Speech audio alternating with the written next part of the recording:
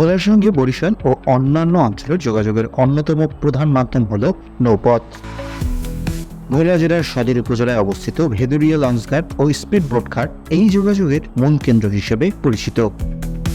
দ্বীপাঞ্চল হওয়ায় ভোলার মানুষের জন্য নৌপথের গুরুত্ব অত্যাধিক, আর এই ঘাট থেকেই প্রতিদিন হাজারো মানুষ লঞ্চ এবং স্পিড বোটের মাধ্যমে বরিশালে যাতায়াত করে। ভেদুরিয়া ঘাটে লঞ্চ এবং স্পিড বোটের সহজলভ্যতা যাত্রীদের জন্য একটি বড় সুবিধা। প্রতিদিন বহু লঞ্চ এবং স্পিড বোট এখান থেকে বিভিন্ন গন্তব্যে যাত্রা করে, বিশেষ করে বরিশালের দিকে। স্পিড বোটে বরিশাল পৌঁছাতে মাত্র ৪৫ থেকে ৫০ মিনিট সময় লাগে, যেখানে লঞ্চে কিছুটা বেশি সময় হলেও তা আরামদায়ক এবং নিরাপদ।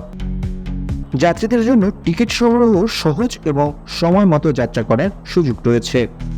ঘাট এলাকাটিতে যাত্রীদের জন্য নানান সুবিধা রয়েছে। আছে বসার ব্যবস্থা, খাবারের দোকান এবং অন্যান্য প্রয়োজনীয় কিছু ব্যবস্থা। এখানে মাছ কেনারও একটি সুযোগ রয়েছে, যদিও অনেকেই বলে এখানে মাছের দাম তুলনামূলক কিছুটা বেশি। বর্ষাকালে নদীর স্রোত তীব্র হলেও ঘাটে পর্যাপ্ত নিরাপত্তা ব্যবস্থা রয়েছে, যা যাত্রীদের আস্থা অর্জন করেছে।